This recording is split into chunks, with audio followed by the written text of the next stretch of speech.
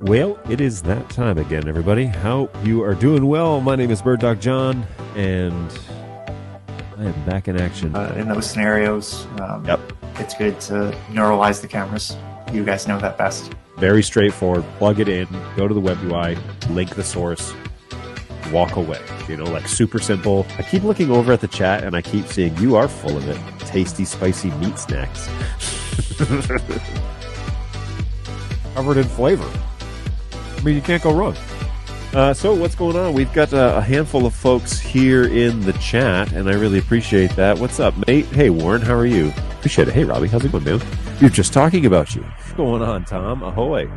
How is it going? What's going on, Go Web? Good to see you again. Thanks for hanging out with us again today. Appreciate that. Feel like I'm in this video more than anyone but John. It's true, NetApp. You are, I'm going to cut this up and put this in the next intro.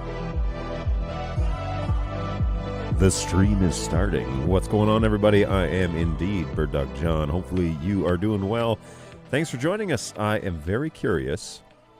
I changed something. So I'm very curious if the video and audio are lined up. It does look like it's lined up, and I can hear myself just fine. So giddy up, everybody. Giddy up. Hey, what's happening? Hopefully you're doing well. Thanks for stopping by today and hanging out with us. There's already a handful of you guys on the stream. And if you're over in LinkedIn, I found out a few weeks ago.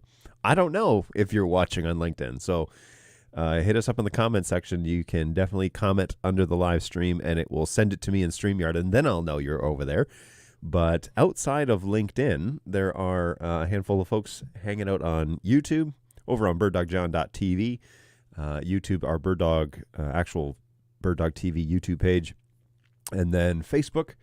There's a stream going there, and Twitch. There's a stream going there, and so I know who's out there. I can see at least the numbers of who is involved. But LinkedIn, that's the one that gets you. They never know. You never know how many people are creeping around out there.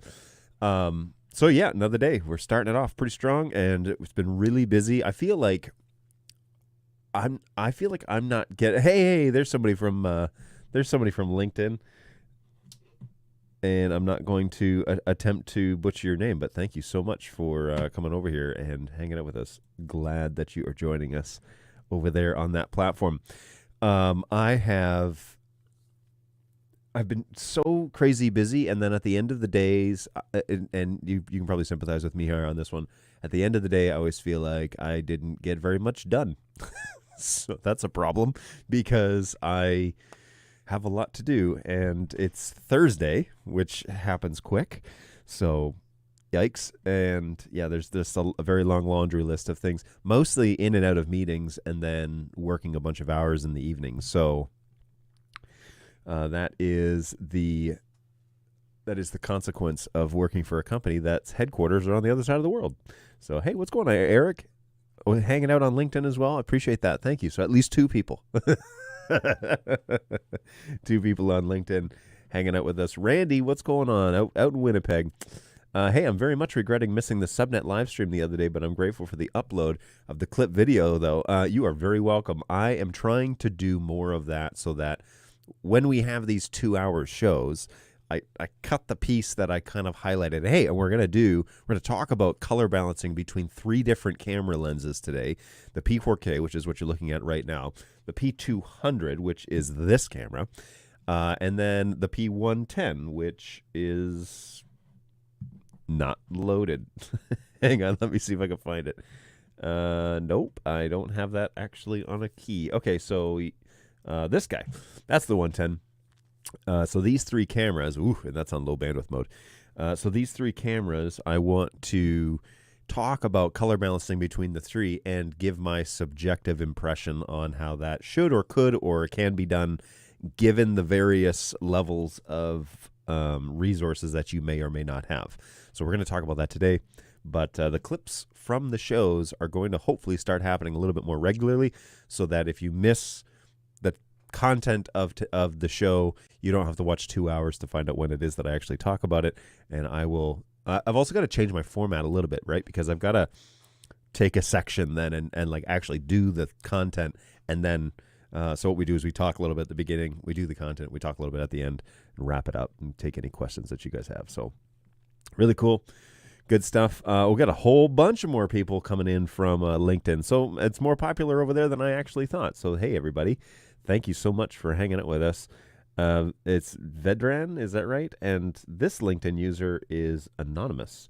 So can I see Peter? What's going on, Peter? Hopefully you're doing well. I can see comments on LinkedIn, so that's good news. So if you're over there, hey, what's going on? Thanks for hanging out. And that gives us, at least like probably 20 people at the start of the show, which is kind of high for when we when we start, to be honest with you. So good stuff. Greetings, everyone. What's going on, GoWeb? Of course, it's a pleasure to have you on this show again. Hopefully you and Sanaya are doing well. Hey, I missed the last live on Subnets. I watched it later. It was beautifully explained. Oh, my goodness. That is way more gracious than I expected, because I felt like that was a jumble of information, and I was like racing through it. So if you felt that it was worthwhile, man, I appreciate that a lot. Thank you for the feedback. And that makes me feel a little better, because I definitely, after that show, one of my agents came into my office and was like, hey, good show today. And I told him, I said, man, I just felt like I was like all over the place. My brain was so scattered. So he felt that it was halfway decent content, and GoWeb thinks that it was halfway decent content. So I appreciate that very much. So what's going on, Angus? Good morning. Hopefully you're doing well. And of course, MTash, a pleasure as always. Steven, awesome. That'll be very useful. Many thanks for all the excellent stuff. Oh, wow. Man, you guys are very forthcoming with the positive affirmations. I genuinely appreciate that, because you never know if what it is that you're doing is worthwhile. And so, and Balu says it's very informative. So, man, I'm batting 1,000 apparently. I'm sure there's somebody out there that was like, this guy's full of crap. But hey, they haven't said anything yet. So all good. Okay, what did I change? The first thing that I want to just talk about here is I made a change in vMix. I started outputting the vMix resolution in 4K. And I think you can tell a difference on the YouTubes, the quality of the actual picture. So here's my gripe. I was annoyed because when I went back and I look at the show, I felt like it was really pixelated. So I was watching it on YouTube, and I think it's listed in 1080, maybe, or maybe 720. I can't remember. But anyways, and I'm running a P4K, and I felt like the detail, at least on my main shot, should be a lot better. And so I was outputting at 1080 out of vMix, and then sending that over to StreamYard, which was taking it at 1080 through NDI webcam, and then putting that up to StreamYard. Now, I don't know what the StreamYard connection is. I think it's 720, but I could be wrong. Let me jump over here and just see if there's any data about that. I don't think so. I don't think it tells me, especially while I'm in here. So anyway, but I upped the game on the output of vMix. Now, vMix is okay with it, and I've turned off one of the NDI, the multi-viewer NDI feed, so I've traded some processing power, and it seems to be all right. My computer's not screaming. I also put that noisy computer it's a little like NUC, but it has a couple of internal fans because it does heat up. I've put that under the table now. It used to sit on top of the table, but when I moved my studio around, I put it under the table, and that has actually, not surprisingly, helped a fair bit with noise reduction. So I really like the way that it's kind of configured. I need to clean off the rest of my desk. In my free time, I'll get around to it. But I've had this configuration, I think, for a week. I did it last Wednesday, and I'm getting really comfortable with it. I did a couple of meetings in here yesterday, and I just ported this same image out through running vMix to use like Microsoft Teams. But I like the image, the way that it's coming across. And so I hope that the detail, like I'm watching it here on birddogjohn.tv, and that looks pretty good on my phone for being a live feed. So I'm really happy with that. I think that that's worth. Oh, that was cool. Yeah, I think that that's been like a good upgrade, and I hope that there's a little bit more detail in the shot, because what would be the point in having all these great lenses? And I don't want to stream to 4K. I think that that's a waste of bandwidth for the live stream world, but I do want to stream in 1080, and so hopefully that is what's coming across in StreamYard. Now, Steven says that YouTube is now listed at 1080. Definitely looks cleaner. And this is Judson. Hey, StreamYard advertises 1080. Yes, it does. And I have a paid professional account with StreamYard, so I better be getting 1080 because I'm going to be annoyed. And then, hey, what's going on, Laura? Good morning. Just got my P4K yesterday. It's so pretty, isn't it? She's a beaut. I love the way the P4K looks like. I think it's a great design, and I really like the triple tallies on it. I think that that's a great idea. There's even an LED ring, which mine isn't lit up. I just realized that my LED ring is not lit up, so I should probably do that. But there's a reason why these cameras are at support. They are not brand new. They are used or damaged or abused or whatever, and they're here at our rescue facility. Maybe that's what we should call this, the BirdDog Rescue Facility. And we're definitely a rehab facility for cameras, and so for bird dogs in general. So we get them back to sustainable condition, and then either what's the term? We work them back into modern life. No, shoot, help me out here.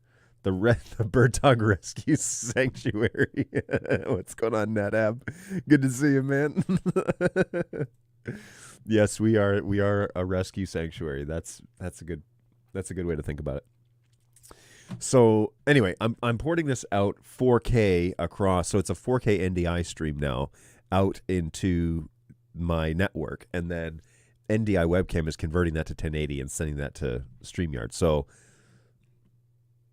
yeah, and so that has seemingly improved the quality of the image. If you just go back and look at some of the previous shows from the last week or so, I think at least on YouTube, it's improved the quality of the image. Now, I will jump over to like Twitch and just see. Yeah, Twitch is meh, but Twitch has always kind of been meh, so I don't know. Let me know what you guys think. Let me know if you see any improvement at all, because it would be great to kind of get an idea as to. Oh, hang on one second. Okay. So I think that it would be great for some feedback, and the first few folks are saying, yep, looks pretty good for live stream, and that's great. Balu has dropped off Snacks on Stream today, so while we are doing some color commentary, we're going to be hanging out and trying this massive, oversized Big Bar, Airheads Big Bar 2-in-1, blue raspberry and cherry. Now, I love me some Airheads, and so I'm pretty excited about that. And on Tuesday, I think we have some really spicy Pringles or something. So come back for Tuesday's Snacks on Stream. Yeah, we're going to hang out and eat spicy food again, so that'll be fun. I keep saying I'm going to order some more ramen, and I never do, so I have to see. No real change over on Twitch. Yeah, I opened Twitch and didn't really see much of a change, and of course I'm looking at the live feed through my phone, so that's also probably not a good indicator, because it is a very small screen. If I open Twitch on here and pull up the live feed, let's see what it looks like. Yeah, actually on Twitch on my phone, it doesn't look as clean as it does on YouTube. So this may be wasted. I don't know. But anyways, let me know. Let me know what you guys think. Hey, my friend from Stockholm, Sweden. How's it going? Hopefully you're doing well. Thanks for stopping by again today. You're here quite often now. Looks good on YouTube, but I don't see it being worth quadrupling your vMix process usage. Well, that looks tasty. Yes. Pretty excited about this. Shout out to Balu. He brought a whole bunch of them in. So pretty excited about that. And today, oddly enough, I'm not drinking coffee. I've already had coffee. But I do have my giant jug of water, and so this should also be pretty tasty. I have some stuff that I mix up in the water, so we'll be consuming that during the show. And see, that always having a giant thing of water during the show then always keeps the show limited. It can't go for 4 hours because I'm not going to be able to sit here for 4 hours after drinking that giant thing of water. So, hey, it's nice and clean for sure. We stream 1080p and it looks great. We have some viewers on 4K sets and it holds up. Right on. Yeah, I just don't, in terms of streaming in 4K, I know some guys do it. I just don't see it as a viable reason right now to do it here. But, the future is near, and perhaps that theology will change. The clearer we get with the 4K lenses, though, the more I realize how much I need a haircut. So I'm going to have to get on that this weekend, hopefully, and correct that little issue. There's only so much I can do here, and cutting my hair is one of those few things that I can actually do. So my apologies for not getting around to cleaning up the visuals, but we'll get on that. That's why I'm wearing a hat today, because the hair is just out of control. Twitch could also be compressing it too. I suspect it is. I mean, I know YouTube is. If I jump over to YouTube and I check out the stats for nerds, right? Ooh. Let's open this. Stats for nerds.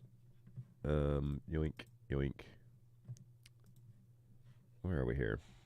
Oh, here it is. Ah, yes. Oh, hang on. Stats for nerds. Okay. So network activity, it's really only sending 13 megs, which is not really that much, but it says it's sending it at 720. Why? So this is current resolution 720 at 30. Optimal resolution 720 at 30, but then what is it doing? Upscaling it to, I should change it to 1080p, I guess, right? Okay, so current resolution 1080p 30. It's still a little like blurry, like it still looks a little fuzzy to me, which I'm not super happy about. Putting it on a big screen really helps. Optimized for low latency. I wouldn't even mind it taking a few extra seconds to get to YouTube if it increased the quality of the image. The audio's fine. Does it have information on the audio? Connection, no, it doesn't. So that's a shame. I wish that it was a little higher resolution than it is, because I'm certainly sending it enough, but I don't have any drop frames. Viewport frames is 720, 0 dropped. That's a bummer. I wish that it would.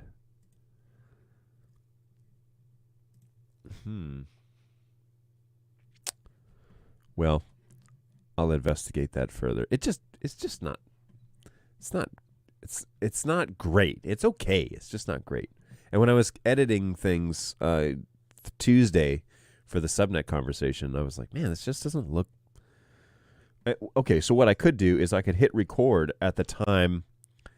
Ooh, maybe that's what I should do. I can hit record at the time that we're doing the segment about. I wonder if that would crash vMix. If that would be too much for it. I could just make a separate file that's 4K. Upload that, Maybe that's what I should do. What do you think? What do you think, folks? Is that worth doing? Hey, I'm Tash. Question of the day from me. I'm buying two Netgear 4230PXs. The Pro AV recommends only authentic Netgear modules for purchasing from FlexOptic. Each SFP 10 gig mod is $350. Stop. A hired third-party project engineer to help with our school network who knows his stuff recommends an equivalent module of $25. What's your opinion? I use, in my office, for everyday use, a 10G Tech 10 gig SFP plus module. No, they do not have the long-term robustness. I expect it to die this year or next. If it dies this year or next and I have to buy another one, I will still be $310 richer than if I were to purchase one from a store like that at $350. I don't, you can pay whatever you want, and the market is such where, what you're looking for is performance. And you may not get the full 10 gigs, by the way, if you go with the $20, $35 equivalent, but you're probably not looking to max out the 10 gigs. You're probably looking at something more like, I don't know, 5, 6, 7, which for that, I don't know. I have a hard time. I maybe would just recommend trying out a cheaper one first, and then you lose $40 if it was a bad idea, instead of buying a $350 and realizing a $40 one would have been just as fine. So that's my 2 cents. From fiberstore.com. Hey, I have a few cameras that shoot 4K. In my entire career, I've only ever been asked to deliver 4K once. See, that's the thing, is I like to shoot in 4K and then compress it when I have to, right? But I genuinely only upgraded from a P200 to a 4K just because it was sitting on a shelf doing nothing. That's why I did it. So I don't need it. I don't need it to be in 4K. I need it to be really great 1080p 60 or 30. And I get that with P200, which is this shot. So P200, that's more of my room view right now. And it's just sitting on a tripod. I should put it back up on the roost, but just sitting on a tripod. It's a great little shot. It does exactly what I need it to do, but I really don't need it to be 4K, but I can, so I do. I chew up some bandwidth, but again, I can, so I do. Whatever. Ahoy! What's going on, Tom? Alrighty. Right, it's 11:23. So the first thing we're going to start off with is snacks on stream, because I want to get into this jumbo airhead, because I do love me some airheads. And then we're going to talk about coloration between these 3 different lenses.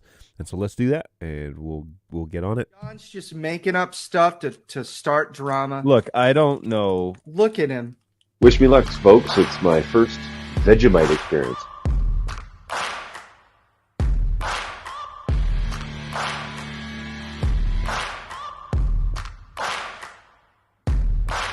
Final, this is like cheese flavor or something. It doesn't really look too appetizing. Good golly, this is something else, man. Here's the thing about Pop Rocks, and I don't know if I'm the only one like this. Pop Rocks have always been a social experience for me. I did not think that is what you were going to say. That's hilarious. That is awful. Oh, God, that's so bad. Jeez. Holy smokes, man.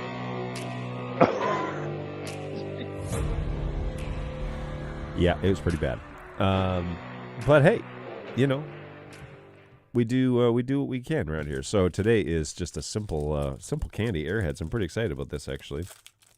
I'm not going to look at the nutritional information. Oh, that's cool. It's like a two-toned deal. And big fan of that. So it's just basically one massive airhead, and I'm all about that because I do love me some airheads. So, oh no. Okay. So, unlike smaller airheads, I did not predict it being difficult to bite because of its size. It does it's a different chewing experience, but it's really good. I really like it. The other thing I was going to mention was let's go over here.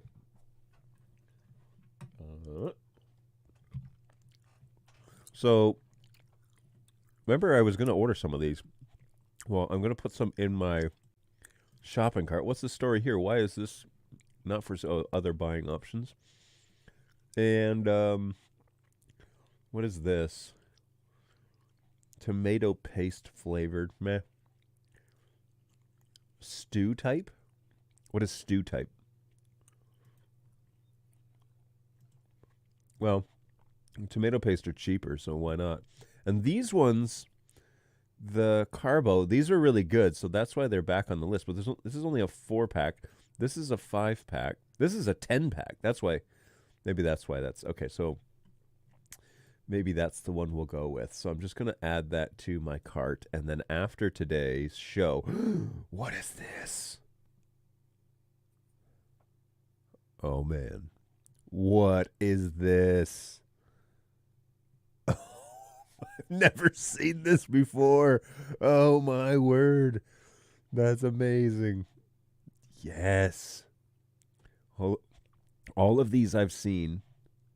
We've had, corn is a good one. That's a good one. I've never seen that orange one before. Oh, man. Is there new Quattro cheese ramen hot chicken flavor?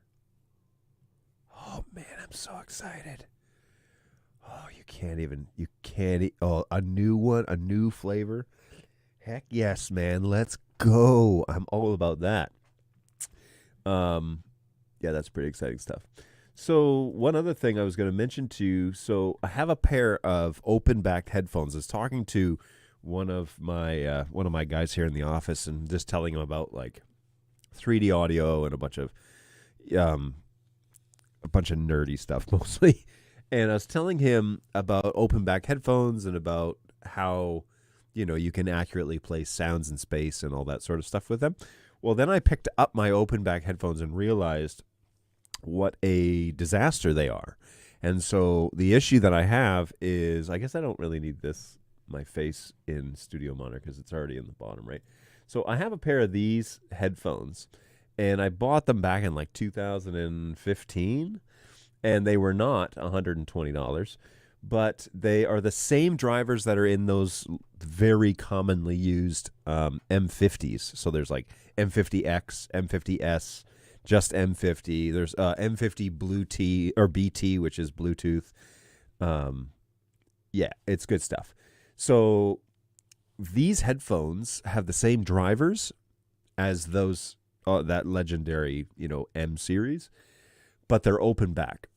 Well, I picked these up, and the wire that came with these headphones, I've actually done one repair job on it already, where it had become the plastic on the wire had become brittle and was basically breaking apart. And, they're 8 years old. I've had them since 2015. So that's quite a while. I bought them in my previous employment. And the reason I bought them was because they're open back, so you can hear people talking, but they can't really hear your music very well. So I was having student workers come into my office and asking me questions, and I was getting really annoyed with taking my M50s off my ears and then putting them back on, taking them off, putting them back on. So I just had these, and I would just mute the audio, and I'd say, okay, I can hear you. What do you want to say? So they talk to me, and then when they leave, I just unmute the audio. So I didn't have to constantly do this number on and off and on and off. The other thing is the M50s get really warm, whereas these ones have like a cloth cup on them, and then they're open, so the heat escapes. And so you can wear them for a whole lot longer than you can traditional closed-back headphones. One other feature is that they have this like open headrest system. So they're like little arms, and they just touch the top of your head. So it helps with that band fatigue that you sometimes get when you're like playing video games for a long time as you're wearing headphones. I actually noticed that after 2 hours. These are the M50s, by the way. These are M20s? M20Xs. Great set of headphones if you're just doing streaming, and they're inexpensive, like $40. But that band fatigue is a real deal. And so I have a really nice pair of M50Ss, which just stands for straight cable.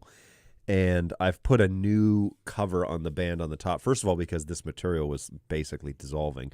But then I put a new cover on the top so that it would be less pressure on my head. Well, these headphones just kind of like touch the top of your head, and they stay on more by tension. And so those like cups that sit on your ears they squeeze a bit more. And it feels weird, and they look ridiculous, but they sound really nice. And so they're not the most expensive thing that you can buy in the world. you can pay whatever you want for headphones, But right now these are like $120.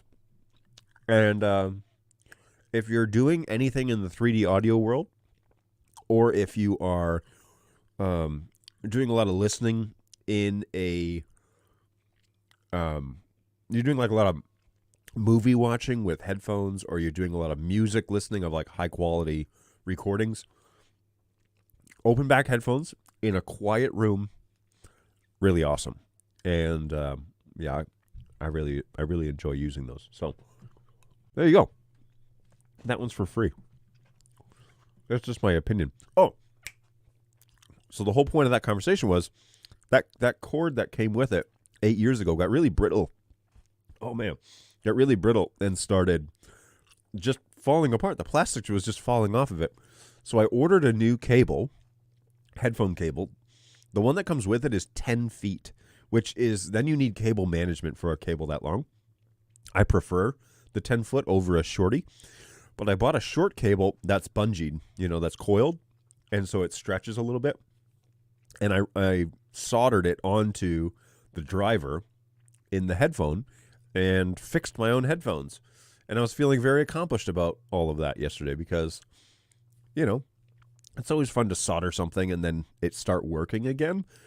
That's really cool. So now my headphones are basically brand new. I don't have to buy new ones. I thought, I could just throw these ones away and buy new ones. No, I just replaced the cable. The cable was $10. And now I have a brand new cable on a set of great headphones that work just fine.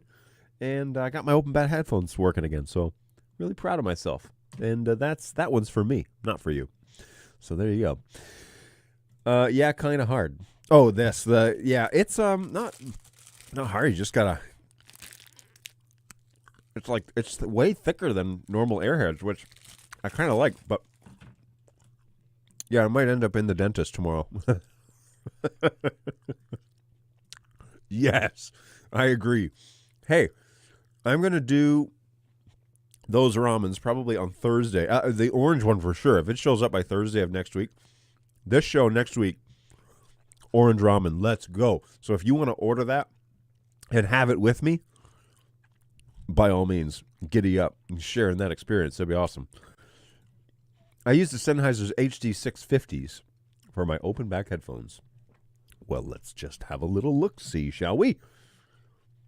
Now, be prepared, by the way, if you start going into the world of headphones, you can pay, the sky's the limits, okay?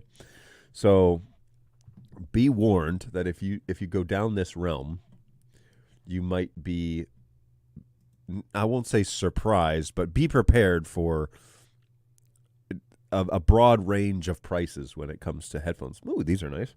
So these are the Sennheiser 650s. These are the ones that NetHab uses.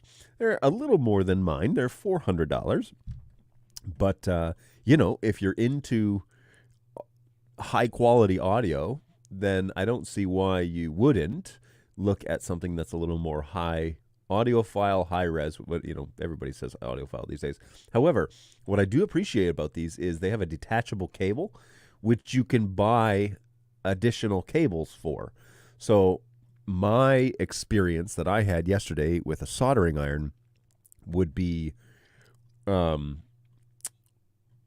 pointless, because you don't have to do that with this unless for some reason you break the connector or something like that. But these are super nice. I'd love to listen to them. I'd love to see what they sound like.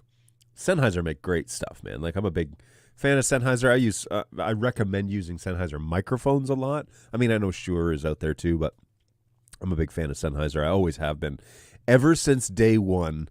Okay, so the day that I really started caring about sound was the day that I bought a pair of Sennheiser wireless transmitter headphones for my stereo. And it was one of those ones, you know what? I wonder if it's still on here. I think I bought them on Amazon. Although probably not on this account. Oh, no, I bought them through Newegg because I was shopping on Newegg back then and not Amazon. Sennheiser headphones, wireless. I I don't want the Bluetooth ones. Wireless. Check this out. Man, they probably don't even have. They obviously have like the next generation of these, but the one that I bought, it was so long ago. I think I ended up throwing them away eventually. They were so uncomfortable to wear. But I love the idea. The idea was so cool. Kind of like this idea. They didn't have the weird wire stand, but it was kind of like this, where it had these wireless headphones, and you put them in this like charger thing, and they had an internal battery, and you know they're recommended for this sort of stuff, where sitting and watching your television or listening to your music, you don't have to disturb your children. These two pictures are the same, but you can use a single broadcast for multiples, and so then you can buy. Do they offer just the headphones? Because if they offer just the headphones, is it Bluetooth? Is that what it is? 3 combo transmission pack. Anyway, I didn't know that this sort of stuff was a thing back then. I totally would have bought different ear cups because they were super uncomfortable to wear. But yeah, interesting stuff. Man, I wish I could find an image of those, the old ones I used to have. It was so, and let's just say it was entry level, but I think I paid like over $100 for them. Yeah, crazy times. But good times. And that's when I first started caring about audio quality. I first started thinking about having good audio quality on, and obsessing over mediocre versus good audio quality. And so I kind of settled into a place where I don't buy the most expensive thing. I do enjoy good audio. Let me tell you a little something about my RE20 EV microphone. And but you can pay, sky's the limits. So it really does depend on what your budget is. But I do corporate and House of Worship broadcasts A1 weekly, so it's worth it to me. Seriously, if it's how you make your money, on-ear headphones are so uncomfortable to wear for more than 15 minutes, over-ear or in the ear every time. See, I know singers that absolutely detest doing like in-ear monitors because they can't stand, an IEM or something like that. Obviously, this is not an IEM, but I do have lots of in-ear monitor, the Shure ones. I've got several off-brand ones, Me Pro Audio. I've got a few others. And some people, my wife hates them. She's like an accomplished musician, but she is not a fan of wearing in-ear monitors because it changes what your head voice sounds like, right? So, and that's typically how you tune yourself to whatever it is that you're doing, whatever you're singing. And in some regards, I sympathize because I've used them on stage as well, but the benefits of them are astronomical compared to using wedges or something like that. So obviously in that scenario, you're not going to use headphones, but in a listening environment for me, especially a quiet, like my kids are sleeping upstairs and I want to watch like Top Gun, I'm going to put my open back headphones on and listen to the movie that way, because it'll give me an accurate depiction of what the soundstage is supposed to sound like without it going through a surround sound system or something like that. So I use a set of Sony MDR 7506s as my main monitoring headphones when I'm streaming. They're comfortable for a full day. Wow, that is quite the sentence. Headphones that are comfortable all day long. These are the MDR 7506s. Whoops.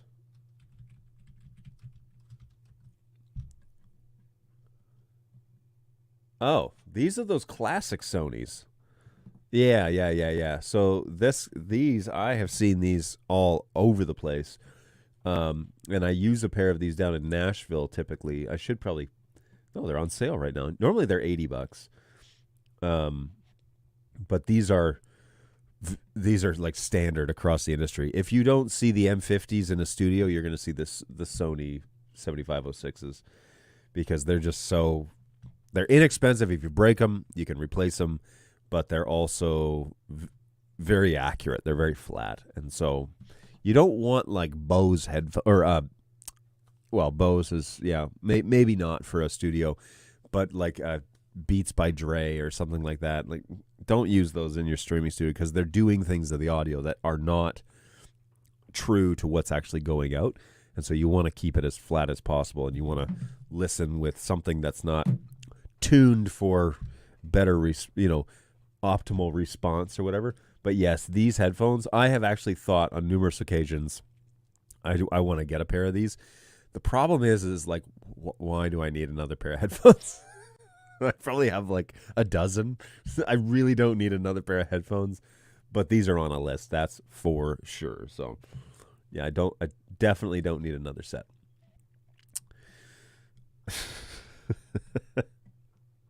Let's jump over here real quick. I won some Bose 700 headphones at a conference last year. They've been great for listening to music. Okay for VC. Okay for VC. It's probably something that's so simple that I'm not paying attention.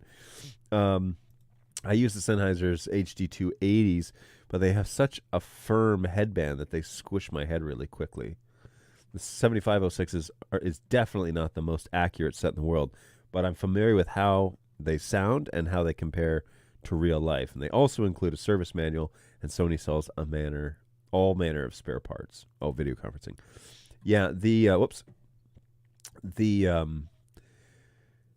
obviously the frequency response and you really want it to be a flat EQ, right? Because you don't want it to change the audio because that's not going to be what's actually going out. I do find that the Audio-Technica M series is pretty good with that. It's again not the flattest response, but for under $50, it's hard to beat. The Sonys are probably the next step up, and then the M50Xs, which are what do they run these days? They're also probably on sale because it's Memorial Day here. Oh, hey, PSA.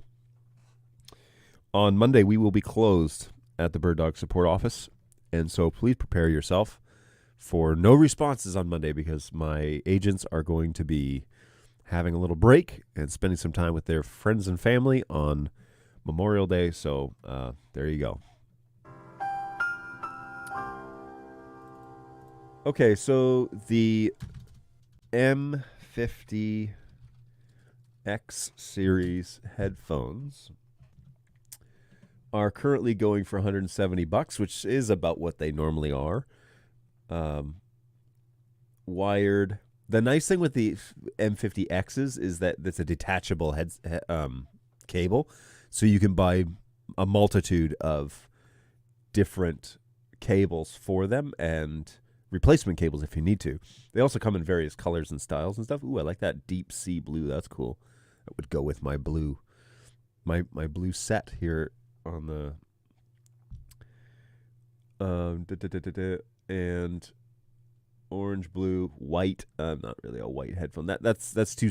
I like to sneak around in the background like a good behind the scenes technician. So if I'm gonna buy a color, it's probably gonna be black, maybe something dark blue, but I probably would not be looking at a white headphone for any reason. That doesn't make any sense. But anyways, the M50s, the whole series is really quite well known, and sorry, just hit my desk.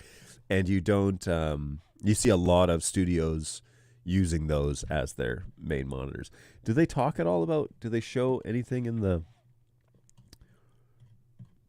they don't really show any promotional stuff about their frequency levels or anything. Let's see if there are any photos. Why wouldn't you include this information? You feel like if you had great frequency response, you would want to put that up there. But no, instead it's just a bunch of dudes wearing headphones in studios. So yeah, anyway. I never get to be comfy while streaming dance shows. I have comfy headphones and a comm for backstage. So 2 sets on my head. Oh my goodness. Yes, if you're producing or calling a show, I suspect that you are wearing one that's monitoring the show and one that's probably got a microphone that's talking to your team.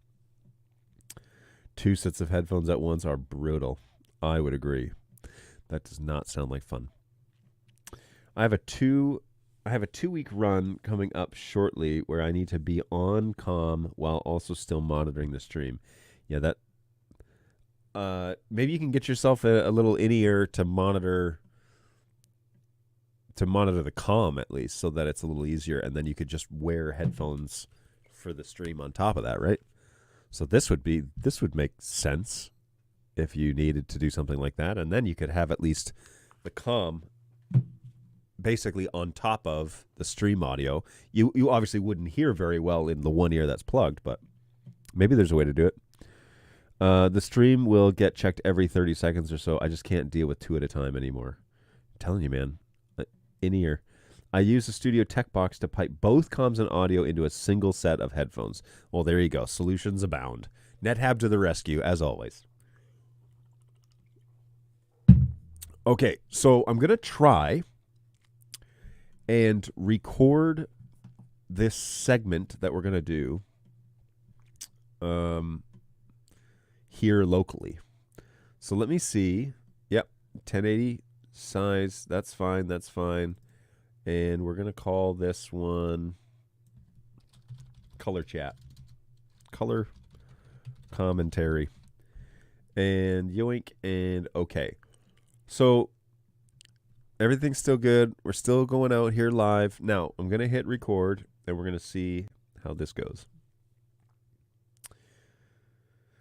Okay, so we want to talk briefly about color matching across multiple lenses, because if you're in the industry at all, you're 100% going to come across this issue where you're going to have different cameras, or maybe you had a first generation run of cameras like Laura, where she's got a bunch of P200s, and then she bought, 240s, and now she's got a P4K, or maybe she's mixing in something else. She's thinking about, hey, I want to buy a fleet of less expensive ones, so I'm going to get a bunch of 120s or PF 120s or something like that. And you want to match the color as best you can. Well, first thing out of the gates, the correct way to do this is just get a chip chart, right? If you get a little chip chart, they're $10 on Amazon. Order that. They'd be here on Amazon Prime in 2 days. You'd have them by the weekend. Set those up on a stand, point all your cameras at it. The problem is that not all camera lengths are going to be able to see the chip chart the same way. And when we're setting things in manual, you're actually going to dial it back. So for example, this shot right here is P4K, and it's just basically a standard bust shot of my desk, me sitting at my desk. But this kind of behind the scenes shot is a little bit different. And the issue here is that the lens is actually seeing more light. I mean, primarily because there's a light in the shot. 2 lights, actually. There's that one, too. There's a light in the shot. And so it's seeing more light, and the lumens are different, and it needs to be balanced correctly to the original shot. So the next thing that obviously then you can do is use a histogram or a spectrogram or whatever. And these are available on the cameras now as a BirdDog free upgrade. It's a part of the NDI 5 update. And so if you go to the latest firmware on your camera, you'll be given this option. And I do want to show, where are we here? So I'm going to pull up the P4K and just show you what I'm talking about here.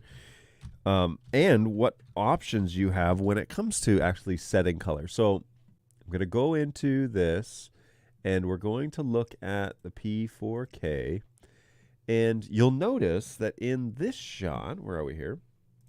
Now you'll notice in this shot that there's already right here.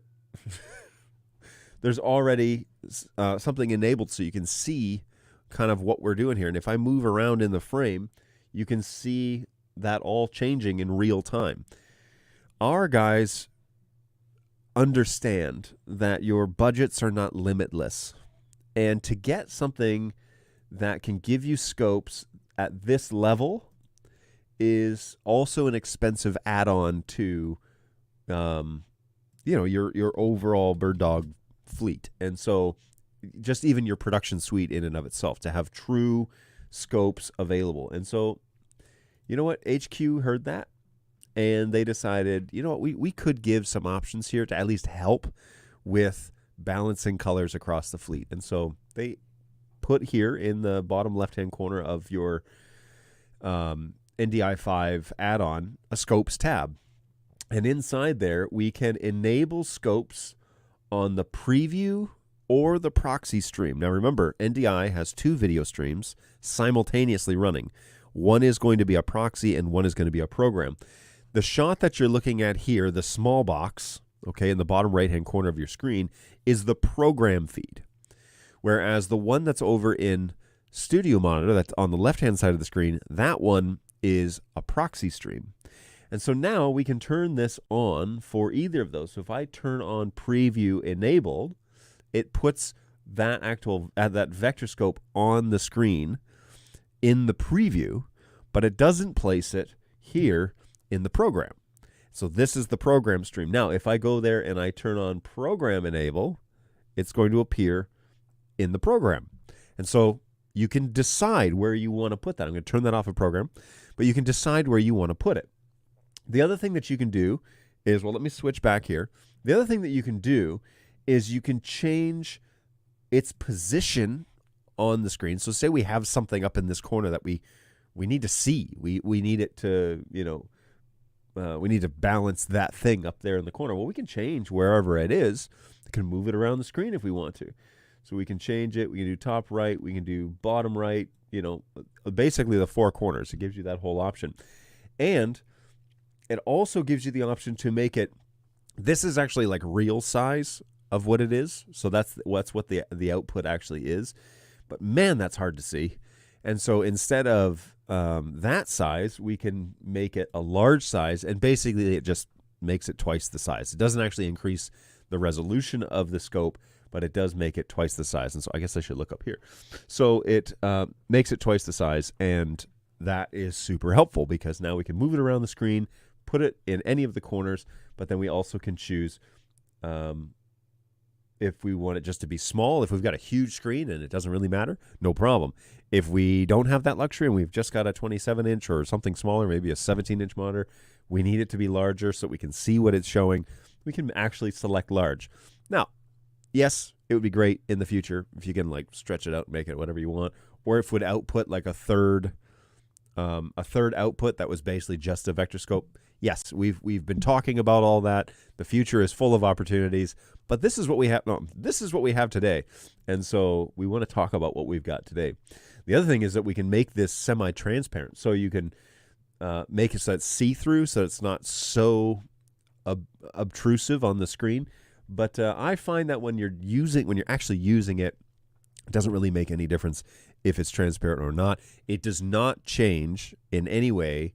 The vector scope does not show, the scope itself does not show itself in the scope, okay? So this is laying on top of the actual frame, which we're looking at the whole thing. So it would be the same for this shot as it is for this shot, all right? Now, there are a few different modes that we can select. And this, again, if you're familiar with how this is, or if you're really good with YouTube, you could learn pretty quick how to use one of these. But you can change this to be something else. So we can do histogram, we can do waveform, we can do RGB. Whoops, I'm sorry. We can do RGB, or we can do an actual vector scope, which is what I have mine on traditionally. But something like, even if you know what the RGB is and how to balance all that, you can see you can see the blue level is really, really high in this shot. But yes, it gives you a whole, and it's real time. It's not doing it like one frame a second or anything like that. It is actually doing this all in real time. So it's really handy to have this sort of stuff. And if you don't know what any of that is, check it out on YouTube. Maybe that's a show that we can do. But that doesn't really capture what I want to talk about really is how to kind of get things close quickly, okay? So we show up at a shoot, we've got 3 cameras, we put them in our 3 locations, and now we need to get them kind of balanced and leveled and good to go. Well, first thing we want to do is I'm going to go to the P110 because that lens is the smallest of the tribe. Here it is. That one is the smallest of the tribe, and that lens has the least amount of coloration options. And so when we're balancing things, the first thing is, well, maybe I should back up. First thing you want to do is you want to get one of your cameras looking like you want it. And so a P4K. This is my centralized look. Okay, this is what I want most of my cameras to match, including that background color, which continues to change colors, and my skin tones. So the big piece is that you don't want your exposure to be in a way that it's blowing out the highlights, or that you're not able to accurately see, you know, skin color and that sort of thing. And so if somebody is not very tanned, okay, if they're pale, you want to be sure that they don't come across like they're standing in the middle of the sun. But you need to have accurate lighting, which kind of, again, backs the conversation up a bit. Be sure that you're providing enough lighting, and if you're confused about how to do that, think of it as 3-point lighting. You need to have your key light, you need to have your hair light, and then you need to have your fill light. And fill can be done by bouncing light off of a reflective surface and shining it onto the subject on the other side of where your key light is. But your key light should be pretty much your primary light source, and should illuminate the subject's face, or the majority of their face, with the exception of probably like what side are we on here? Yeah, this right here. There's a triangle rule on your cheek. And if you don't know what that is, go just type into YouTube lighting triangle rule. And in brief, not very accurately, but in brief, your key light will be filling one side of your face, but will be providing basically a shadow, a triangle shadow on the cheek on the other side. And then you would use a hair light to outline the subject's body so that it separates you from the back, whatever the thing is in the back. Okay, so it provides some separation from your background. And then your fill light is going to fill in, but not at the same intensity, but it's going to fill in the other side of the face. And so it's not going to be as intense as that key light, which is crazy bright. This fill light, and this is also in a softbox, which is going to diffuse the light even more. And so it's going to just fill in the cracks. This light also provides a little bit of light under my jawline, and so it doesn't look like I have a flat, chin and neck business going on here. So it actually provides some depth. And I used to, before I moved my studio around, I used to have this light really low as to illuminate underneath my chin, because you get all these crazy shadows. Now, I haven't moved it back into that position, but I do have a fair number of shadows underneath. Now, I don't mind. This is completely subjective as to what I think this needs to look like, and I'm happy with the shot so far. So I'm going to leave it at that for now. Now, the other light, now you're saying, well, John, it's actually really bright on that side. That's actually my hair light. So my hair light is cranked up quite bright, and it's shining down almost directly on top of me, although it fell down yesterday. So almost directly on top of me, and it's providing this outline on my shoulders and my hat that's going to separate me from my background. But the brightness on this piece right here, it might actually be too bright, is coming from that hair light, not from my fill. My fill light is pretty diffused at this point. Okay. Decide on what you want your main image to look at. And perhaps then the logical thing would be, let's go over to the P4K and actually look at what that is. So the P4K is the little square image in the bottom right-hand corner. But let's change it. Now, this is a low bandwidth image in Studio Monitor, so just be sure that you are aware that it's like, oh, that looks fuzzy. It's low bandwidth to save on bandwidth, because we're doing a lot here with vMix, and which surprisingly is not struggling. But anyways, there's a little bonus for you. So in the P4K, we want to probably touch on a few key items. The first thing is getting this lit correctly, okay? So we want to go to cam control, and we want to go to exposure, and we want to change our exposure to manual. In manual mode, now I don't recommend manual mode for everybody, okay? Especially in environments where lighting is changing and up and down and all that sort. You kind of need the camera to adapt, because you don't want to have to go in here every single time. If your lighting gets brighter on stage or it goes dim, you don't want to have to go in and manually change everything all the time just to be able to see what's going on. You're going to need to let the camera do some of that on its own so that you're not micromanaging the job all the time. But when you're in a studio and you have three lights and you are trying to create shots, we can use manual mode. And the reason we want to use manual mode is because that camera angle is not going to change very much. It's going to stay relatively the same. Maybe I'll zoom it in a little bit, or maybe I'll move it up a little bit, or maybe I'm a little off center and I want to put the microphone like dead in the center of that shot. And so maybe that's what I want to do. Now I feel like okay, this is the middle of that shot. But anyways, maybe I want to move things around or I want to change things. And so that really doesn't change too much of the exposure. I mean, the lumen level is a little less because I'm a little bit more, zoomed in a little more on the shot. And if I zoom out, I gain a little bit of light. But in general, these manual settings won't need to be altered for those sorts of changes. But if I'm backing it way out or I'm going way in on a subject that's on 70 feet up on a stage or something like that, yeah, then you'll need to go in and change these settings because the lighting will be wrong. So in manual mode, in a studio or something like this, say I'm doing an interview, I want to set the manual setting. Now, traditionally what I like to do is I like to set my shutter speed because I don't want that to change. And so I set that as something like, if I'm running 1080p, 59.94 or 60, I set it as 1/60 or 1/90. And the reason why I do that is I want at least one frame per, right? So I want to have one frame for every frame that I'm trying to output. So if I'm doing 1080p 60, I want at least 60 frames.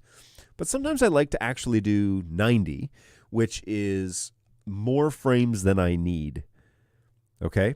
And that actually provides me a little bit of a comfort because it looks a little smoother in the end result, but it does bring the exposure level down. So going to 90 would make my image darker. Well, that's 180. So going to 90 would make my image darker. Okay? And I don't really want it to be this dark. So I'm going to stick with 60 because that is what I'm shooting. Actually, am I shooting in 60 or maybe I'm doing 30? One of the shutter rules that people use is at least 1-for-1 or 2-for-1. So you could run a P200, for example, at 1/120 or 100. That's kind of the realm that you want to camp out at, which basically, again, gives you more than enough frames and it makes the image look really nice and smooth. There's no like juddering or any, like you don't see any jitter or any kind of issues like that. But in this instance with the P4K at this level, I have found that I want to set my shutter speed at 1/60 and I want to open that iris up as much as she'll go, which the lowest it'll do at this focal length is 2.8. I believe that might be the limit as it is, but I could be wrong. Because again, if you start closing the iris, our image starts getting darker and darker. But the image here, the iris, is the piece that we want to adjust if we are operating at 1/60 or 1/90 and we're still too bright. We don't necessarily want to add gain unless it's absolutely necessary. And here you'll see I'm running actually at 15 decibels of gain because if I run it at 0, whoops, it may not have taken that. Because if I run it at 0, it's way too dark. There's no way that the shot's going to work. And so I do need to introduce some gain. So you might think, well, if you're running 1/30, why not change it to 1/30? Well, it's still too dark. And now if you look at the frames, now things are blurry. Things are kind of like meshed together. It's not great for a live situation. It might be fine for film if you're doing this for TV or you're doing this for like a movie or whatever. 30 frames like this and then increasing the gain a little bit less than what I had it at might be okay. But this is not okay for streaming, mostly because your screen has a refresh rate of probably 60 or 75 or 50, depending if you're maybe over in Europe or something like that. And so I'm going to stick with 1/60, and then I'm going to slowly increase the actual gain decibels to the place where I think this looks the most natural. And that is what I think it looks in terms of lighting. I think that is pretty close. So that's where I'm going to camp out. I want it to be a little bit brighter than, I could probably go down to 12, honestly, and probably be okay with it. But it just seems to me, it just seems like it's too many shadows. So I'm just going to go to 15, and that seems to be right where I want it. If I go any higher, I'm going to really start to see gain distortion and that sort of stuff. And so you want to use that sparingly. You don't want to use gain unless you absolutely have to. And if you absolutely have to, use as little amount of it as possible. Okay. Okay. And then I want to go over to my white balance. Now, like, what is all this, right? Well, the primary thing that you're going to want to look at is probably these first two right here. And this is going to control the heat and the cool of the shot. So depending on what you're kind of going for, warm shots look like nice, look like summer afternoons. We'll put it that way. They're more yellow. The shots are a little bit more, they have very warm feel to them. And then cooler shots look not hey, that's a cool shot. Colder shots looks more like your whites are whiter than they would be if they were warmer. Okay, so it's going to be like the whites on my shirt, for example. Okay, that is straight up white. That's not a color. That's not a difference at all. That should be basically just a flat white, no gray. Should be a balanced white color. Now you might think, well, why don't I just set it to one push and just push it, and then it'll balance it for me. You can do that. That's fine. That is an option. But you're leaving it up to the sensor to decide basically what the shot should look like. And when you click that one push button, it will change your manual settings to one push. Okay. Now, the nice thing with one push is it's not supposed to push itself anymore. So you set when you want to check the white balance, which means that if you set up a chip chart in front of this and then hit one push, it should balance it pretty close. It should be really close as to what it is that you want. So you set your warmth and your cold as you would need to, and I can manipulate these a little bit, but I do want to maybe write down these values because I don't have them written down. 186 and 172. But if I start moving these about, you can see that it gets way too blue. I start looking like a Smurf. And so we don't want to crank these up to the extremes. The rule of thumb I have found with these is that you really should be moving them in increments of 1 or 2. Okay, unless you have a massive difference and you're like, something is wrong, yes, then move them obviously more than 1 or 2 increments. Get them close. Say like, okay, I'm starting to come in here where I think this is starting to look more like real life, and then start dialing them 1 or 2 at a time. Okay, be really careful with that. But you want to, did I hit that right on? 186, wow. So you want to be very conservative with your movements because you don't want to make big changes. Now, you may also notice when I change, why is it that when I pulled the reds out and I went towards yellow, it made my image green? Like, what's up with that, right? Here's the thing about the red and blue gain balances for white balance. Or I'm sorry, for white balance. And I'm going to do this segment as green. Here's the thing. When you change the slider, the one that you're working with, it actually brings out the qualities of the other one. Okay? So I'm going to crank up the reds here, and it's eliminating, whoa, that looks so weird. It's actually pulling all of the yellows out and emphasizing the reds, right? But when I go down to the yellows, it's pulling the reds out and leaving that green that's on this one. So now if I'm like, oh, it's too green, I need more blue, that's going to work against you. The way that you think about it is you start dancing these between each other, okay? So we start thinking like, if I do this, the first thing I think of is it's a little yellow and it's a little green. So I'm going to pull the greens out. Okay, still a little green. So I'm going to pull the greens out. Okay, that's close. It's blue. There's a lot of blue going on. But now I'm going to warm up the image, right? Because it's too cold. Blue is cold. That's a cold image. So I'm going to warm it up a little bit by bringing up the reds. Warm it up a little bit by bringing up the reds. Oh, look, my skin tones are starting to look a whole lot less sickly. And I'm able to adjust. So now I'm like 184. Okay, well, that's pretty close. But now I think the image is maybe let's just play with it. Let's go back and let's see. That actually doesn't look too bad. It did look a little bit cold, right? So here it looks a little cold with 188. Now, my setting previous was 172 because I wrote it down. But if I start dialing it back, okay, I'm at like let's go back to 172, and 186 is what I had it at before. 180. Come on, John. Ugh. Oh, there it was. All right, let's go 187 and 172. All right, that's what it was before. It is a little cold. So maybe there's a little too much blue, especially when I look off to the side. You can see, like in my glasses, you see that like blue reflection, which is all of this blue light, by the way. And it's like the whole ceiling is blue because the light is getting thrown up on these white tiles. So it's like, okay, well, let's maybe dial it back a little bit. Let's see if we can do something about that. So we check our monitors. We check Studio Monitor. We look in the feed. We look in vMix. That doesn't really look too bad. Now, be careful if you have a changing color background because that's going to screw with your white balance. But it actually looks pretty good. What if we brought this down a little bit? Nope. Other way. Too red. So 186 is probably correct for the reds.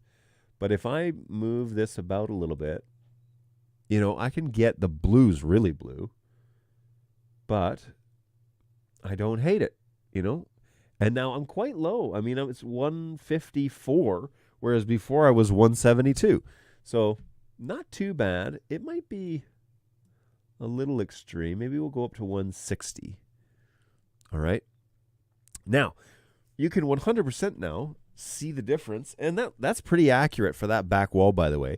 And it's going to look different. Check this out. So now this shot is the P200. Well, look, it's way too blue compared to that one. Whoops, I'm sorry. Compared to the one that we were just working on, that's way too blue. So now we can fix that, as we start balancing. So this is good. This is an image that I kind of want to go with. I like the way that it looks. I think it's reasonable. If I'm looking on here, it is a little red. So I might need to cool down the shot. It's a little warm. Might need to cool down the shot just slightly. So let's go back up a little bit. Yes, I like that a lot. Okay, I'm going to go with that. I'm going to look at this in vMix. Okay, yeah, that's what I want to do. Okay, so next, this is my base shot. This is what I want things to look at. And let me throw this up here. This is what I want the shot to look like. Okay, I want my other cameras to get as close to these as humanly possible. Well, it's the easiest way, one of the easiest ways to do this is to use Studio Monitor. Use Studio Monitor on the same screen for both studio monitors. Okay, so I'm going to open Studio Monitor twice, and here I want to snap this guy into place, and I'm going to use this Studio Monitor here, and we're going to set this to video mode. It's low bandwidth, and then I'm going to pull up the 110, which is right here. Okay, so now I can see both images, and you can clearly see in this shot that the 110 is way too blue. Way too blue. Needs to have more life in it. And oh, by the way, with the matrix that's available on many of these cameras, okay, which is what this is here, you can pull colors out completely, okay? Specific colors out completely from the shot. And so play with that a little bit. You'll notice that I'm not using stock, right down the middle for all of them. I've altered it a bit. You can play with those a little bit to kind of hone in exactly what it is that you want your shot to look like. But I find that this, for me, works really well, especially with the colorscapes that I'm using. So let's go over now to the 110. And in the 110, we are going to, first of all, of course, click our exposure tab. And our exposure tab is here at iris is wide open. I'm running 1/125. And that's a very interesting contrast to the P4K, right? A 1-inch sensor needs a ton of light. A ton of light. So much. And here I'm running 1/125. Now, I actually probably don't need to, because what I could do is I could close the gain down, and then I could close this down to like 90 or maybe 60, and then turn this up maybe 1 or 2 dials. So if you're looking between the two shots, right, you want to be sure that they're kind of illuminated the same way when we're dealing with that. That's actually too much. I think this is safe, and if we need to dial it back a little bit, we could pull down the iris. And this will give us that finesse, that tiny alteration that we want. One of the other things is you can increase the shutter, but the problem with that is it's almost too much, right? Like if we say changing the shutter from 1/60 to 1/90 is too much of a difference where I'd have to introduce more gain than I'm comfortable with. So here, the image is still a little bit too bright for me. And so what I'm going to do is I'm going to dial back that f-stop. I'm going to pull that iris back a little bit and just get them balanced. I think that's pretty close. I think those two shots are pretty close to each other in terms of light. So I'm going to leave it like that. We might come back to that, but I'm going to leave it there. Now, in this shot, I haven't changed much of the color matrix. These are all off a little bit. I'm not really too sure why. These should be kind of right down the middle. And so I'm going to dial these back. Oh, that's actually looking better already. Maybe it was the color matrix that was the issue. Okay, but here the shot is still too cold. So I need to warm it up a little bit. And then it is actually showing a fair bit of green. And so I might need to go towards the blue extreme, which means that the warmth and the red and the blue, we're going to head towards the right to try and solve this. So here we're going to warm this up a little bit. That's too red, way too red. And then here, there's a fair bit of blue going on in this shot. Let's see if we reduce that and reduce this. Nope, that's too much green. Oh, there we go. Still a little green. So if we warm it slightly and dial back the green slightly.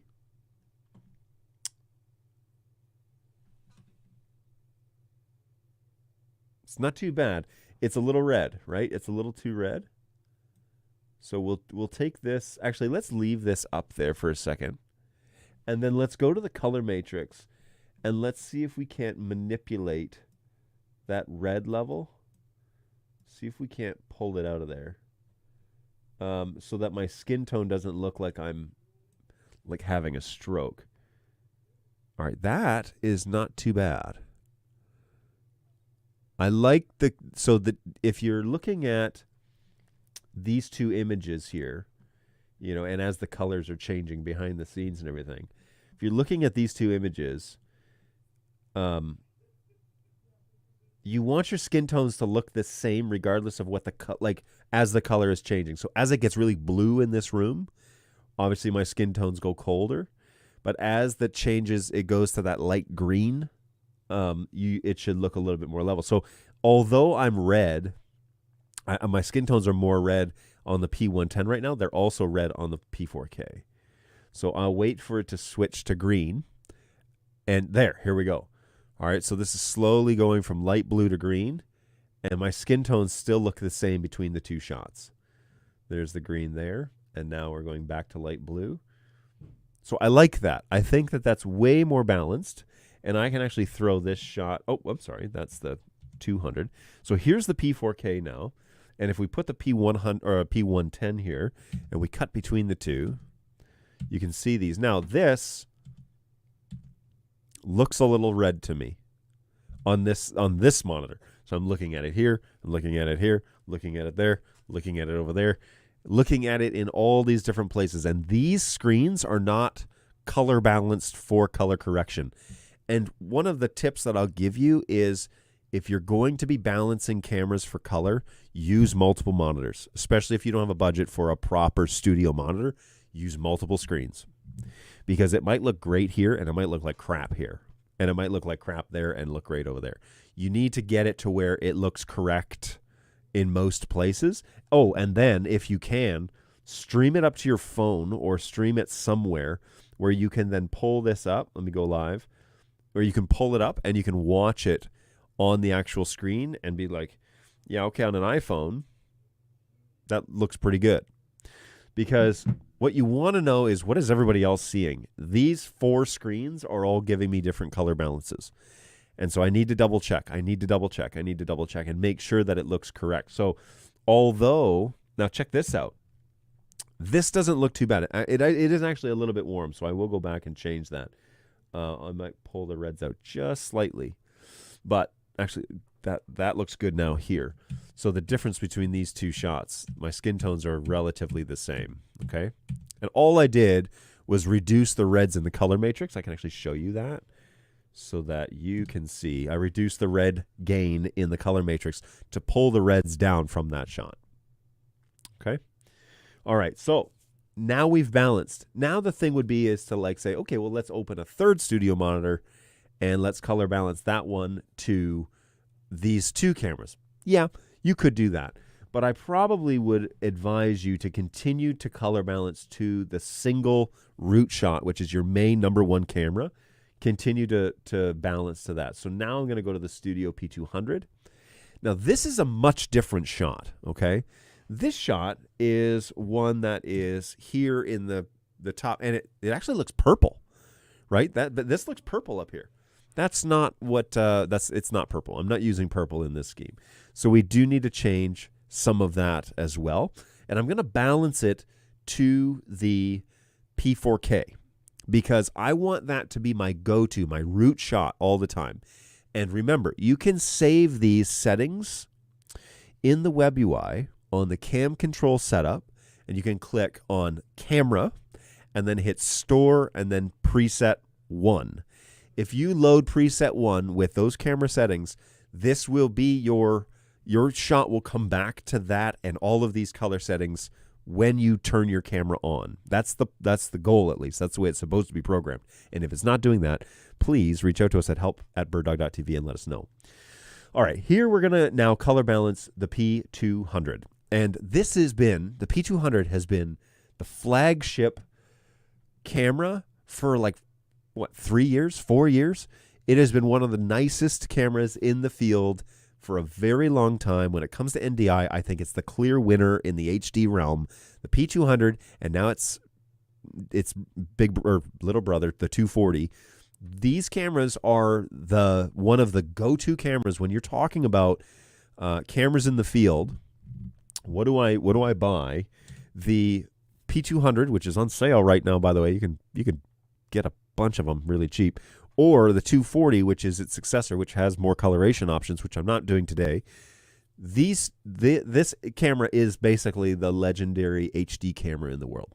And so here we are. We're going to go with the P200. Now, what is going on with your web UI, John? Well, I am on LTS for testing purposes with the P200, but I can still balance this camera in LTS. Long-term support firmware still supports what we want to do. But this is an old school interface. Many of you might feel very comfortable in this in this web UI. But this is an old school web UI now. It's considered previous generation. This is NDI 4 essentially. And but we're gonna balance it here. So first we're gonna start with the exposure tab, which I'm actually already on. We're gonna select manual because I'm in a studio. And the thing about this shot is it seems pretty close, right? But it is actually needing to be dialed back on the exposure a fair bit because the shot is further away than the P4K, right? So if you look at the P4K up here in the top right hand or left hand corner, P4K is closer to me. Okay, it's zoomed in. The optical lens is zoomed in, and so it's not capturing as much light data. The P200 is capturing a ton more light, and the sensor is smaller, which means that more lumens is hitting a smaller sensor, which means that we actually don't need as much light for the P200 as we need for the P4K. You might think, wait, the P4K is like way more expensive.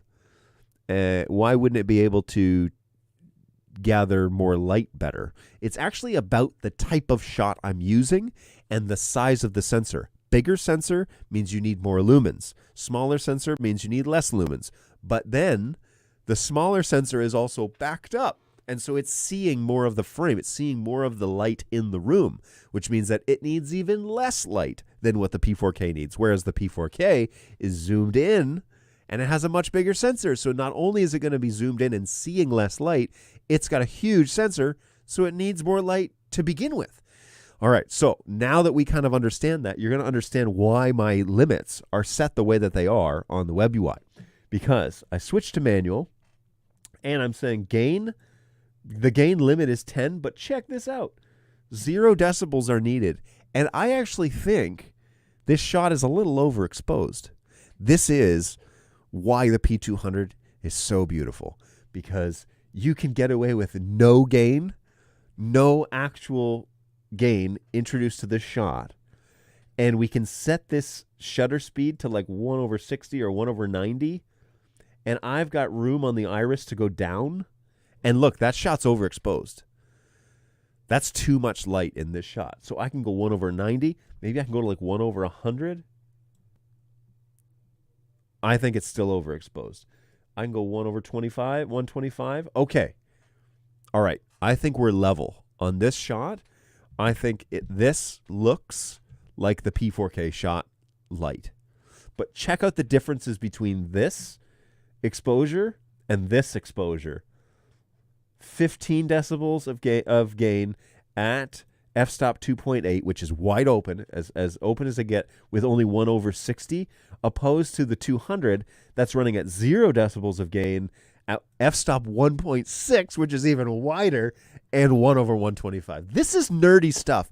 If you're a camera person and you're not nerding out over this, you need to reevaluate your priorities in life, because this is so stinking cool. This is why the 200 is such a great value for camera, because it can do this sort of stuff and produce this level of image.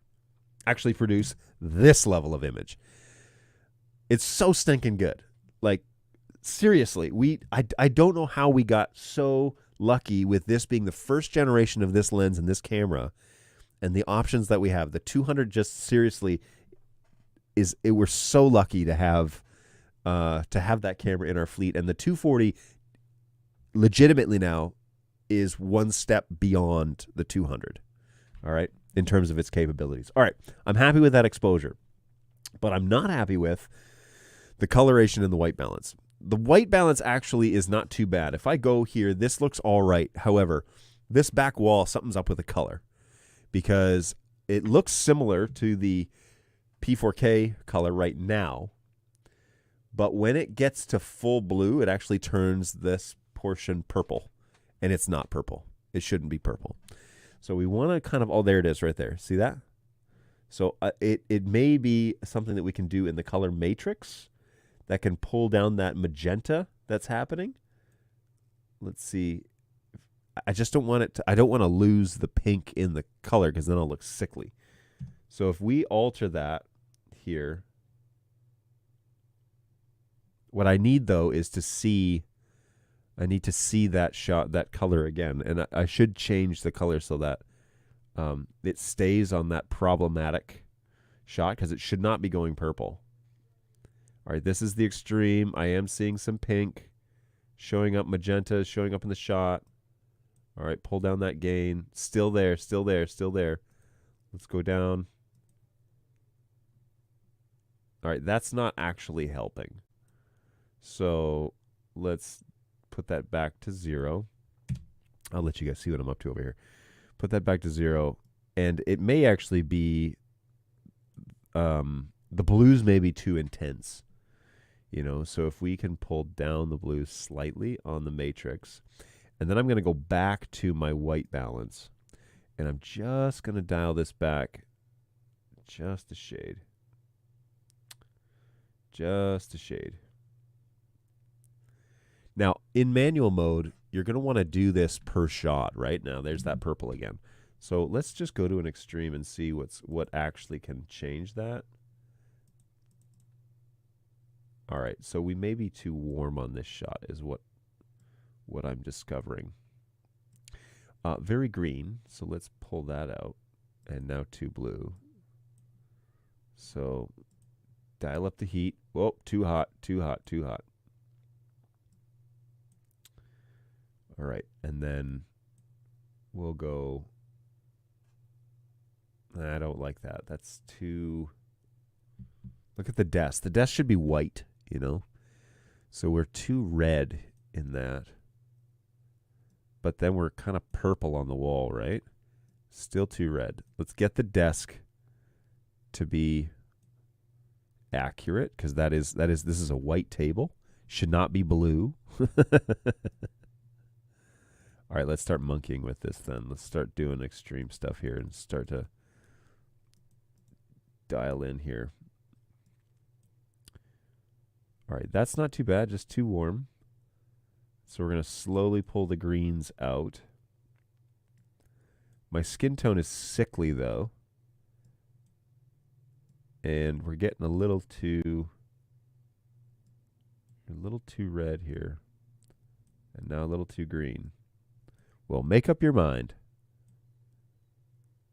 All right, the other thing then that I want to do is go back to color matrix and just set these all down the middle again, because I don't want that to be changing my white balance, which actually helped. Yeah, that actually helped big time. All right, there's green. There's blue. The blues are a little off, eh? So we'll come back on that. Oh, oops. The blues are a little off. So let's just try and match those briefly. You know what? It actually is a little purple. What I'm concerned about the most is me. I'm just concerned about me the most. So what we can do is let's change this, and we can compare these two side by side. Windows has this interesting little snapping feature. So let's pull these up. It's pretty close, you know. It's not perfect. This shot is probably a little more red, but if I were to zoom in, yeah, that purple background is killing me. See, there's the manual exposure, right? It's not changing when you zoom, which is why this shot, this manual setting is not great for your changing, if you're changing focal lengths. Manual exposure really stinks. You have to go in and manually change it every time. Okay, I don't actually dislike that. I actually think that the P200 is doing a pretty good depiction of...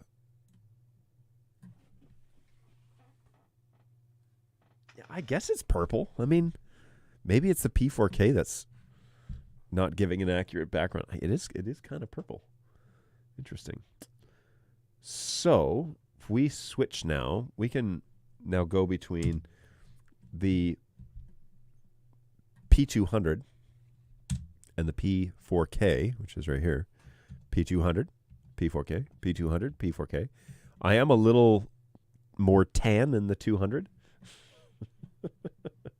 which is hard to see when you're looking at the low bandwidth. So what I'm going to do is see if I can bring out, whoa, that's the reds doing that.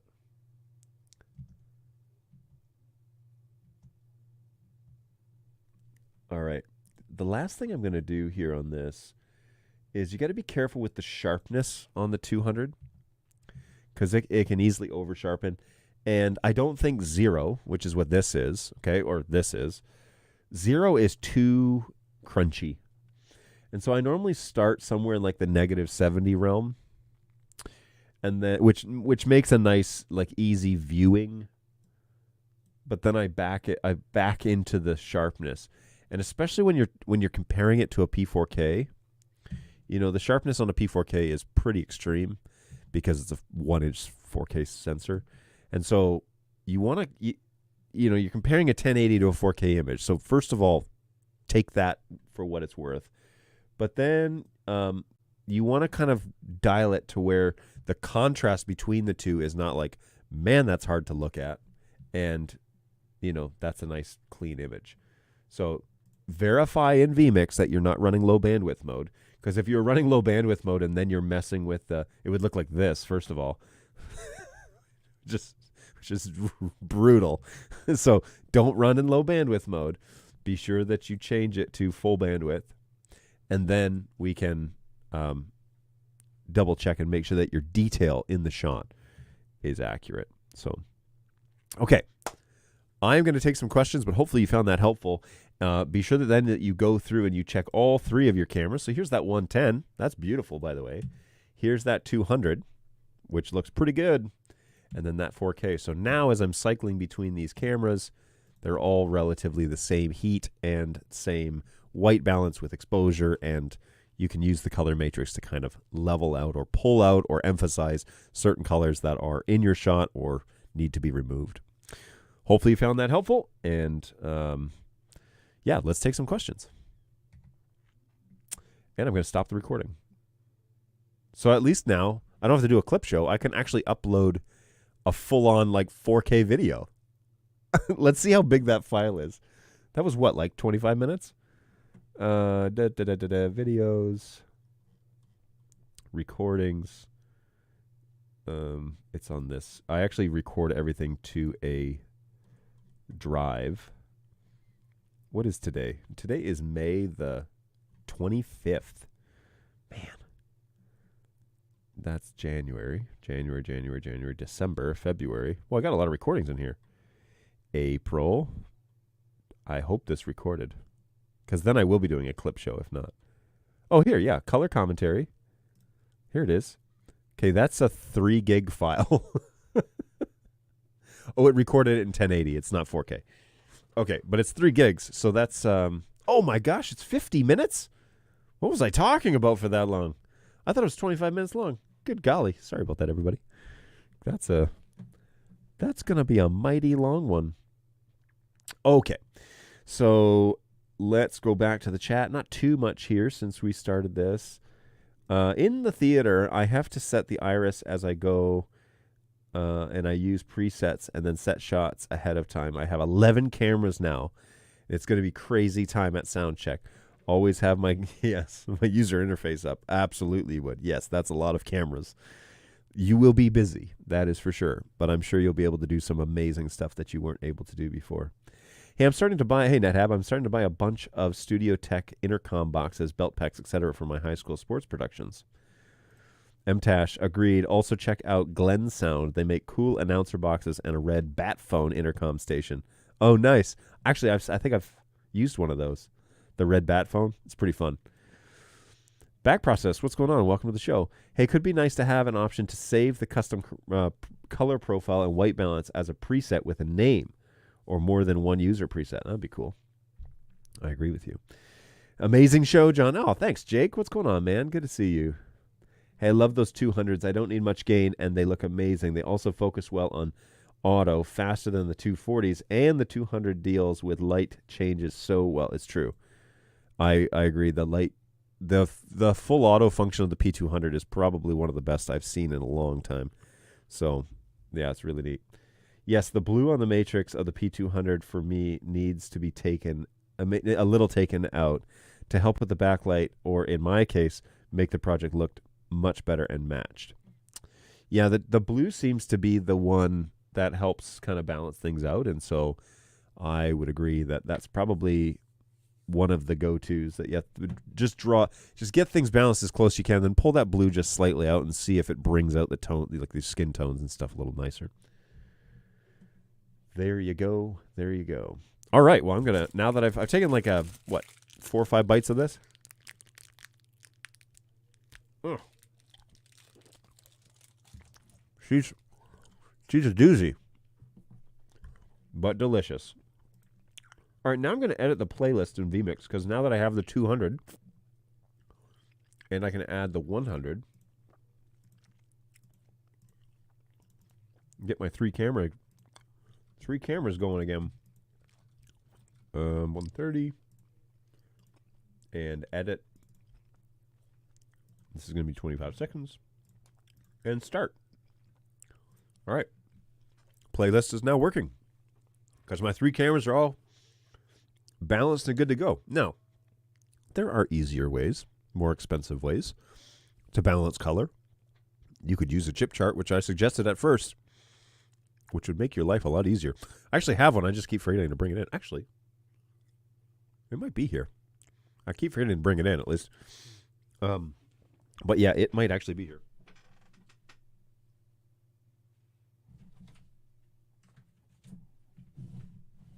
actually thought I bought one, but I thought I bought one for the studio. Maybe I'll look and see what happens here. Jump over to Amazon. Color chart. Look through previous purchases.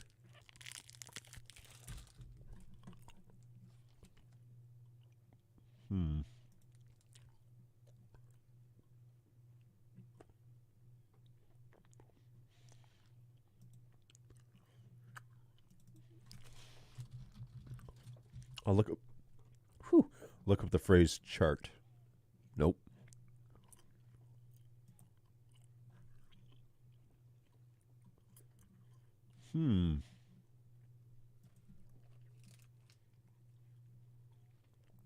Oh, nice. The playlist is working. Very cool. All right, so it's not on here. So I must have just brought my own chip chart in, which I do have at home. I'll just try and remember to bring it in. I can show you how to balance on. It's way easier. Show you how to balance on a chip chart. But yeah, super cool stuff.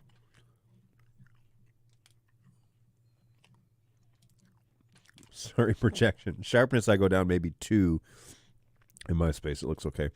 Yeah, I always find that the P200 sharpness is always way too extreme, so I bring that sharpness down. I think the range is like 100 on either side, but I do think the 0 shouldn't be where it is, so I always go down to like 50 or negative 50 or negative 70 or something like that. Start around there and then bring it up or down depending on, you know, what I got.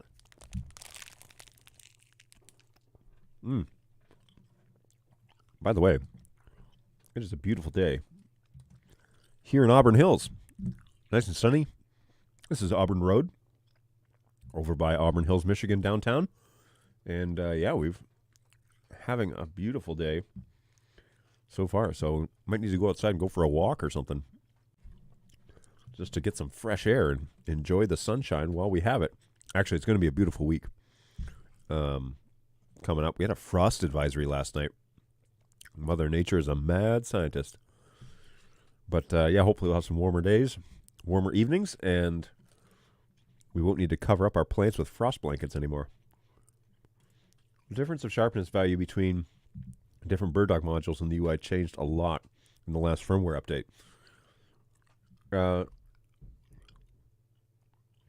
Is it more unified now? No. And the reason for that is because it's 3 completely different lenses, okay? And that's kind of the point here, is that, you know, we're dealing with basically three different cameras. And although they all say BirdDog on them, that's about where the similarities stop. Boy, that shot looks weird now. That's about where the similarities stop, because each of the lenses are interpreting light differently. And let's see if we... Oh, I totally missed that. Let's go back to that shot real quick. Yeah, they're all interpreting light differently, and they all have different capabilities, which is why I wanted to take those 3. Okay, that doesn't look too bad. It's this screen. They all have different capabilities. They all can do different things to the image. They can all balance color differently. They all interpret light differently. Just because they're BirdDogs doesn't necessarily mean they're the same sensors or glass. And so we provide as many options as we can, but sharpness is one of those things. And same with noise reduction, right? I didn't even talk about that. Noise reduction, I try and keep that, again, use it as minimal as possible. But if you have dark blacks and you have a lot of gain, you're going to have to use noise reduction, which adds actually a fair bit to the image and can really mess things up. So be careful with noise reduction, because it'll significantly change the quality of your image. Highly recommend Airhead's Big Bar. And although it's a little stiff, it is delicious. So there you go.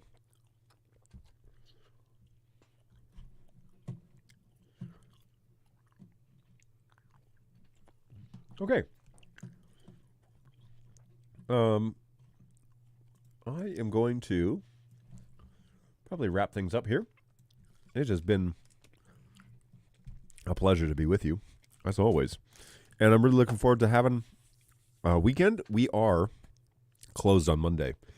And it's Memorial Day here in the U.S. It will be a national holiday. And so we are taking that day off, letting our agents go and be with their families and friends. Some of the guys are traveling, and they're going to be out of town. So if you submit something on Friday night, Saturday or Sunday or Monday, we will get back to you. But it is a holiday, and so we will be closed. So be sure that you expect a response early next week on Tuesday or Wednesday. We'll be able to help you there. By all means, plan to come to the show on Tuesday morning if you have questions. If you don't want to submit a ticket or it can wait, come to the show on Tuesday at 11 o'clock Eastern Time. The plan is to have a show. I'll try and think of something else to... Today I was like, what should we talk about? What should we talk about? Somebody had said, people just want to know how to use the cameras. Wouldn't it be great to just have those resources? And I was like, okay. So maybe that's what we should do, is I should color balance 3 cameras and get them all looking the same. It's totally possible. Very doable. You can get them very close. You just need to take a little time and have a little patience. And if you don't understand what all the sliders do, hey, watch the show, and you can definitely find out. So that is a really cool thing that we are able to do here on the show. And if you have suggestions of, hey, I want to know what this tab on the web UI does, or I want to know how this software works, or I want to know, send those over to us or mention them to me here on the show. I'd be happy to talk those through with you. I am by no means an expert, but I have had some exposure to most BirdDog products at this point, and so I'm happy to talk with you through what I know, how it works. Like I said, any programs that you want to talk through, I'm happy to do that. What is the meaning of life? Is NetHab took my claim literally that we could talk about anything. I believe the answer to this is 42, but you may know what that is or may not. So I think the meaning of life is 42. This is the meaning of life, the universe, and everything. The answer is 42, but I don't actually think you understand what the question is what I think the discovery was there. So, yes, so we are open game to talk about whatever you'd like. Feel free to come by the show. If you wouldn't mind, if you haven't done so already, please, please, please head over to birddogjohn.tv. This is the YouTube channel for this support show, and subscribe. You don't have to hit the notification if you don't want to. That's totally up to you. That's for you to customize your thing. But if you'd subscribe to the show, that really helped me out. I would love to show that to my bosses, but also to other people in the industry. Hey, people are hungry for information. They really want to know how to do this and how to use your stuff, and that would be really cool. So the more folks that we have over there, the better. And of course, twice a week then, Tuesday, Thursdays from 11 to at least 12 o'clock, so at least for an hour. I say 60 plus because I talked for 50 minutes just about color matching 3 cameras. So, that was easy. But for sure, at least 60 minutes, we like to hang out, chat with you, get to know you a little bit, but also we get to have demonstrations and answer questions and all that sort of stuff. So we're really excited about that. And if you wouldn't mind, subscribe to the show if you haven't done so already. We're slowly growing, and that's all I can ask for. I don't need thousands and thousands of subscribers like the goat streaming idiot Tom Sinclair, who did a show yesterday. What did he do? He did a show yesterday that I thought was really interesting. It was funny because I was setting up a TV in my office, and I opened the YouTube app and I linked my BirdDog account, and it was like, Tom is streaming right now. And I was like, Tom Sinclair, and I pulled it up, and his face and vMix production showed up, and I was like, oh, this is a great way to test this function. So Tom has a great show over at Eastern Shore Broadcasting, or Streaming Idiots on YouTube, and he talks everything streaming, not just BirdDog stuff. He's a big vMix user, and he's one of the reasons why I use vMix now.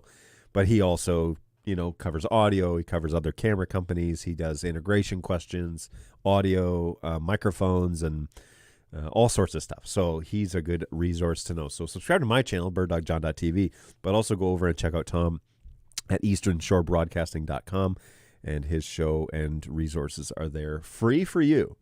But he is probably the king in this realm when it comes to NDI streaming stuff, and we all just try and chase after him. That's what we're up to over here. So Tom's a good resource. Feel free, of course, twice a week, Tuesday, Thursdays, 11 to 12, at least here on my channel.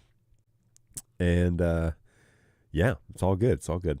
Laura says, I really should shout out to the preset inventor. It saves my rear end on this regularly. Well, that's good. Yes. That's a part of the NDI integration and the way that they're recalling presets and all that sort of stuff. That's all on the BirdDog engineers. So I'll let them know that you approve. The answer is definitely 42. And as a bonus, it's towel day today. Be sure you take your towel. You never know where you're going to be. Yeah, good stuff. Shout out Douglas Adams. May you rest in peace. Yeah, good times. All right, folks, I really appreciate you stopping by today. It's been a lot of fun. I love doing these little demos with you and just showing people how to do stuff and making resources, free things for people to follow on and learn. So hopefully you found that useful, and if not, at least entertaining. And next time, we will plan to hang out again, as long as all goes well and is somewhat predictable.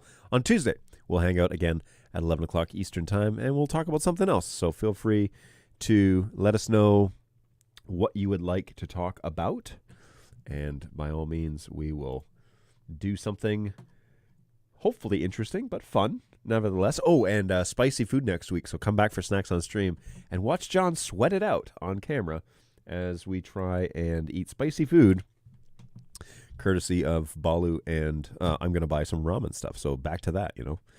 So long, and thanks for all the fish, everybody. It's been real. It's been great. Take care of yourselves. Take care of each other. And we will certainly see you guys in the next one on Tuesday and on Thursday at 11 to at least 12 o'clock Eastern Time right here in the U.S. Take care of yourselves. We'll see you soon. Bye.